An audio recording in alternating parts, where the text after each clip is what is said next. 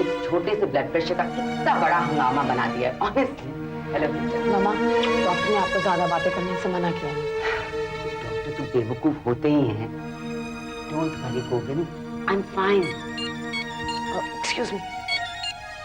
Hello, हाँ, मैं चाहती हूँ कि डॉक्टर कुलकर्णी में पर्सनली आकर चेक करें।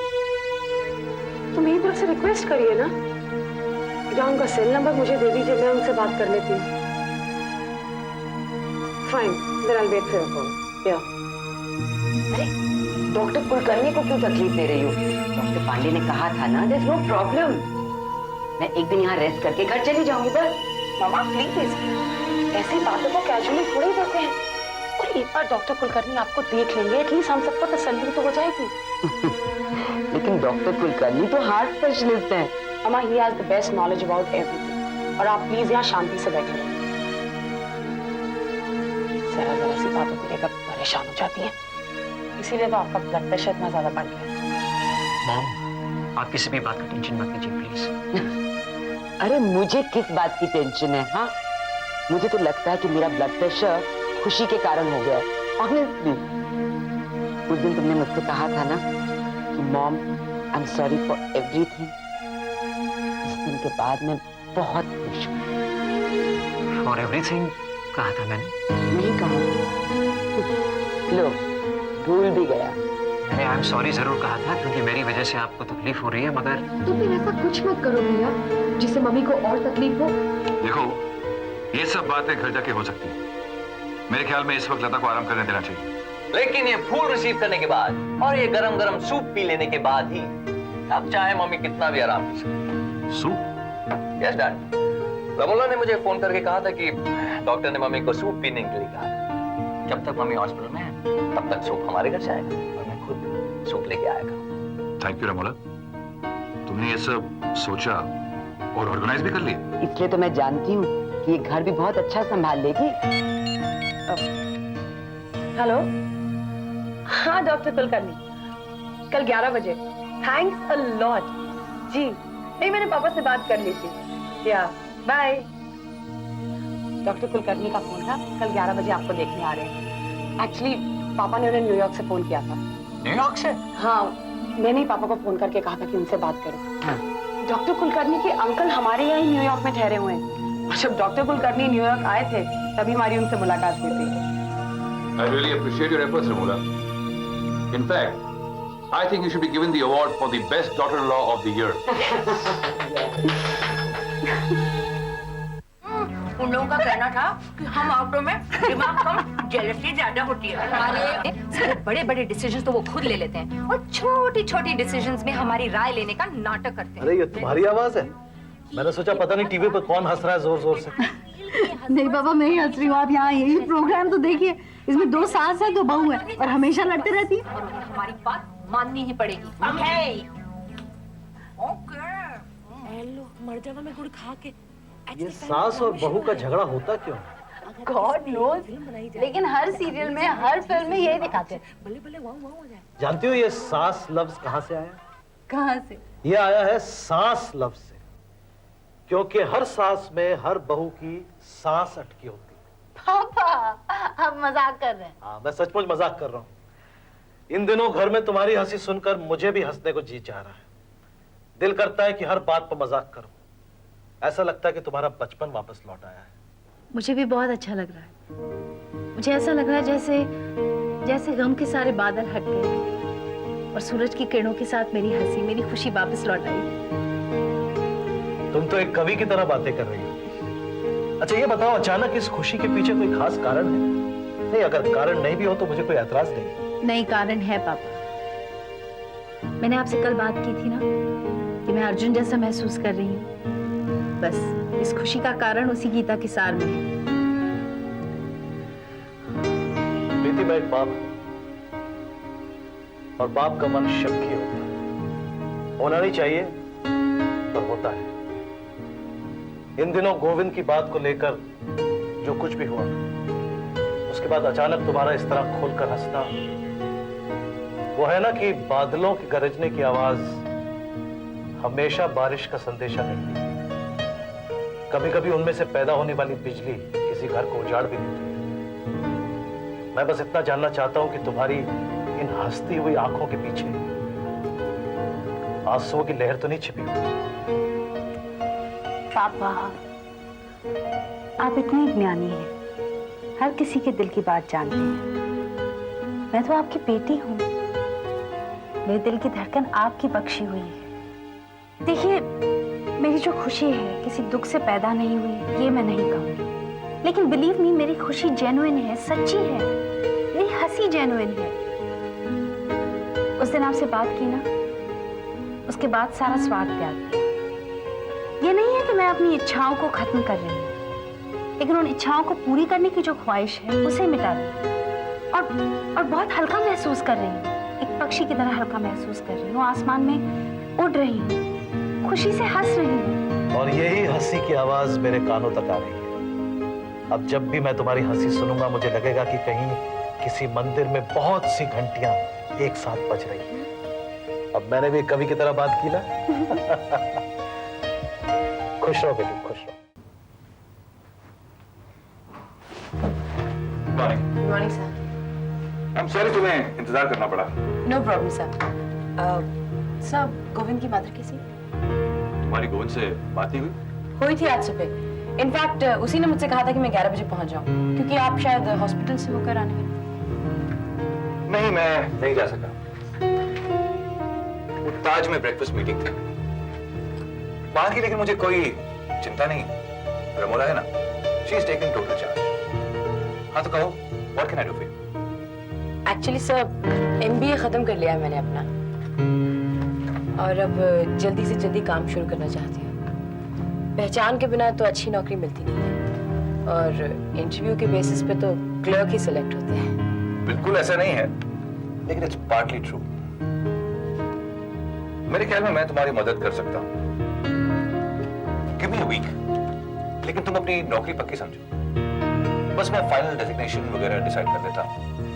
क्या है कि बहुत छोटा नहीं होना चाहिए, और यहाँ के लोगों को पुट ऑफ नहीं होना चाहिए। जी बिल्कुल, वरना तो काम करना ही मुश्किल हो जाएगा। Good, so that's it. अच्छा एक बात बताओ, क्या तुम प्रीति को जानती हो? हाँ, जानती क्या, हम लोग एक साथ ही पढ़े हैं, बहुत अच्छे फ्रेंड्स हैं। हाँ, मैं भी मिला हूँ उससे, काफी अच्छी लगी थी। हाँ, तुम्हारा बोलना तो बनता ही नहीं। गोविंद कुछ दुखी है इस बात को लेकर, लेकिन कोई बात नहीं, कुछ दिनों में सब कुछ भूल जाएगा। सर, अगर भगवान इंसान को भूलने की शक्ति नहीं देता ना, तो इंसान अपनी यादों के बोझ के तले कब का दबकर रह चुका है। बहुत बड़ी बात कह दी तुमने। ये बात बिना अनुभव के नहीं हो सकती। ये गोविंद नहीं आया अब तक? हाँ, अब तक तो आ जाना चाहिए था उसको। हॉस्पिटल से तो निकल चुका था, मैं मोबाइल पे देखता हूँ। रहने दीजिए सर, शायद मैं जानती हूँ इस वक्त कहाँ होगा। कैसी हो तुम? कैसी लग रही है? मॉम की तबीयत कुछ खराब है, क्यों, क्या हुआ? थोड़ा ब्लड प्रेशर बढ़ गया। Take care of. तो मिल लेती हूँ उनसे। ये उनका ख्याल है या तुम्हारा? ख्याल तो मेरा है, मगर बहुत अच्छा ख्याल है। मैं चलती हूँ। कहाँ जा रही हो? तुम लोग बैठ तो जाओ। बैठकर तो कोई फायदा होने वाला नहीं है, मैं चलती हूँ।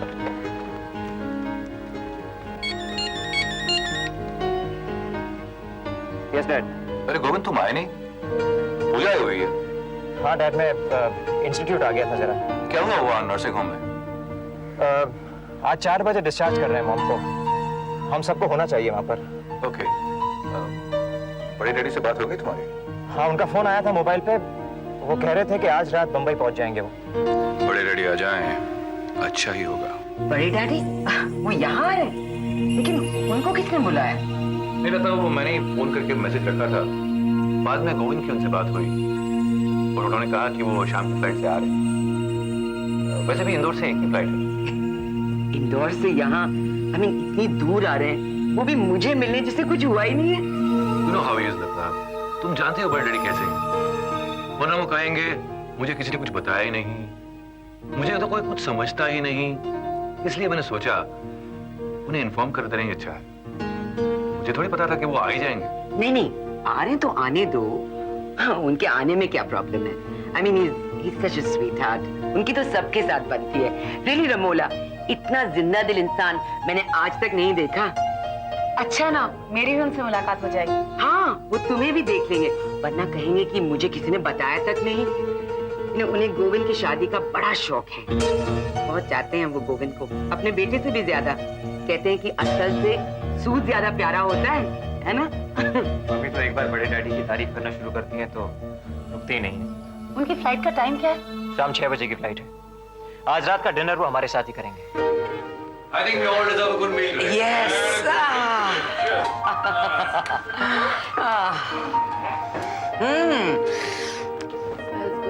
ओह नो नो लता, तुम चिकन नहीं ले सकती हो। तुम्हें तो 1 महीना कम से कम सूप पर रहना होगा। क्यों? आपको भी तो डॉक्टरों ने कहा था कि आप ड्रिंक्स नहीं लीजिए, लेकिन आपने छोड़ा। मुझे क्या है, मैं तो एकदम फिट हूँ। अब ये डॉक्टरों ने बहुत लेट कहा मुझे। जवानी में कहा होता, छोड़ दिया होता। अब बुढ़ापे में आदतों को छोड़ना तो बहुत मुश्किल है। हाँ? क्यों राजू? अब तो बिल्कुल मत छोड़िएगा डैडी, वरना अगला नंबर मेरा होगा। नहीं, गोविंद की शादी तक कोई कुछ भी नहीं छोड़ेगा। उसके बाद हम लोग सब सन्यासी बन जाएंगे। बताइए बड़े डैडी, आपका इंदौर में कैसे चल रहा है? एक्सीलेंट।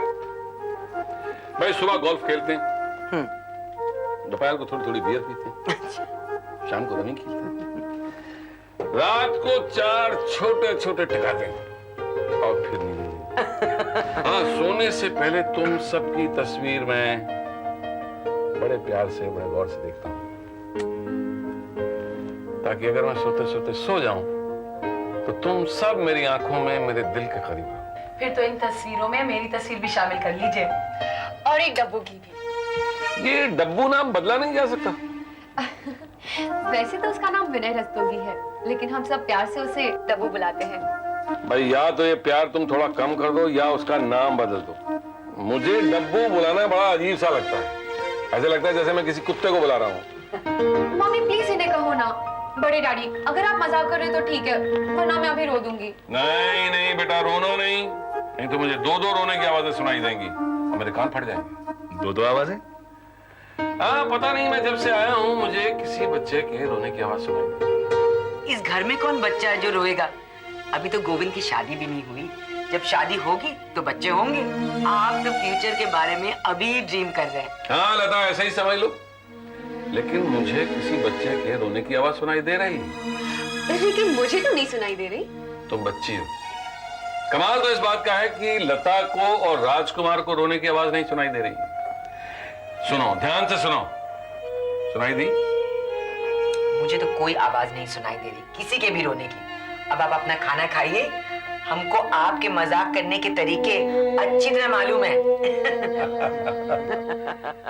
लेकिन मुझे तो सुनाई दे रही है।